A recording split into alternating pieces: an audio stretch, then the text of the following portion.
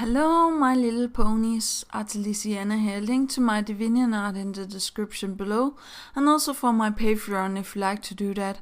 Now, warning: this video will contain my fantasy, or how to say that, headcanon, or call it what you want.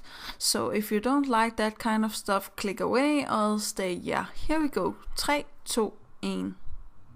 Okay, for a long time now I have been wondering if ponies can talk dragon speech or the other way around, because we see that the Twilight gets Spike at a young age, and of course they learn how to speak with Spike. But first I thought that Spike only could talk pony, but then we see Spike meeting up with the other dragons and they can actually speak with each other. So I do believe that all the species can talk to each other, if that makes any sense.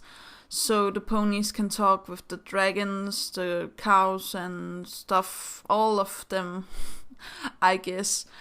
But that also brings me to a theory that I had, that the Crystal Empire once had, dragons to protect it, or how to say. And I do believe that the crystal heart is still from a dragon in some sense. Either that it is a literary dragon heart, maybe from Spike's mom, or it is a heart that was made out of, the dragon's scales, or a dragon made the heart out of, crystals or stuff like that. I also believe that the old queen of the Crystal Empire had the Necronomicon book, as I told in other theories, just because, the Crystal Empire is so perfect made, and there's crystals everywhere, and, golden stuff, and the road lit up like, the golden road that the Rarity makes when she's under the influence by the book. So maybe the dragon used the Necronomicon book and was, banished, or, made into the heart, because, that also explains, I do believe that explains why the dragons are becoming more greedy and, not that good of dragons, I guess. The only dragon with a code we know about is Spike. So yeah, that could also explain why the dragons went rogue, I guess. I'm not sure. They could, appoint a new leader, a new dragon king or a queen, but I do also believe that the dragons are very noble and, thinks highly about themselves. So I don't know, maybe there have been some contests or something, but none have passed the test of holding the crystal heart until, Spike. But that I don't feel like the dragons know about this yet, or else they would have come to collect Spike and told him that he's going to be the king of the dragons now, and tell the story of, his mom being the dragon queen before him and stuff like that. So I don't believe that.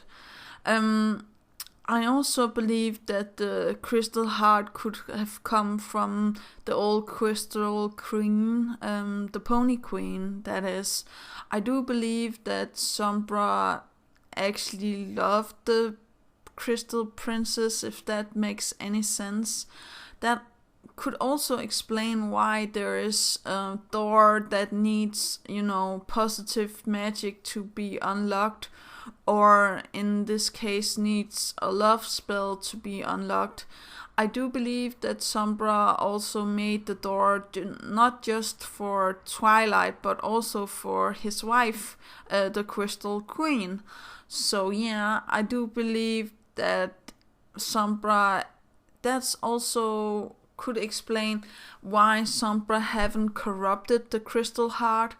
If you think about it, Sombra hid the crystal heart and the whole empire for everybody, so nobody could, find it and stuff like that. But if you have seen on his castle, every crystal is black.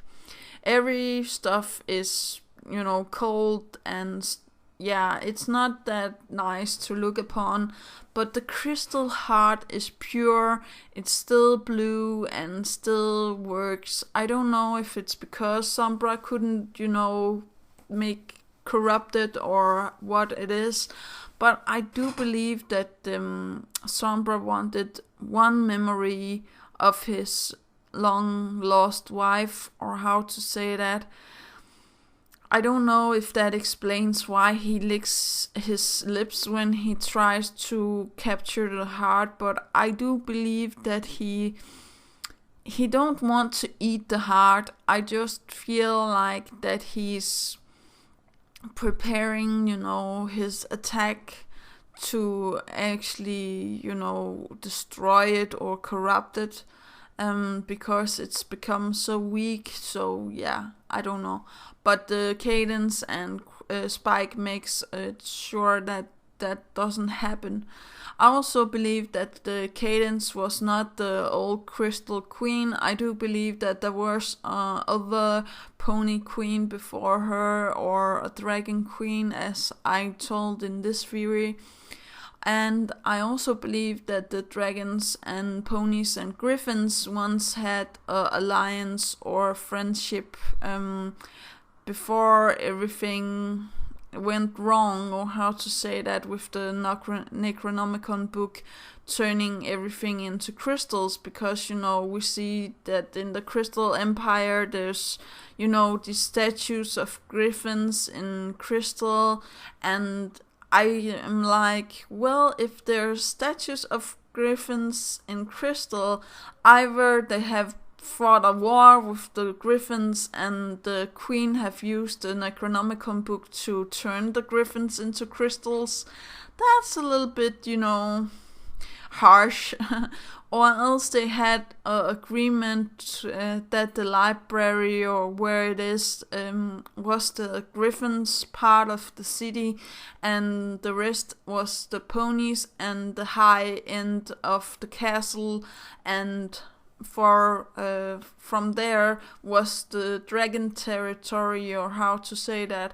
I don't believe that the Dragon Queen, was alone. I do believe that she had subjects and stuff like that.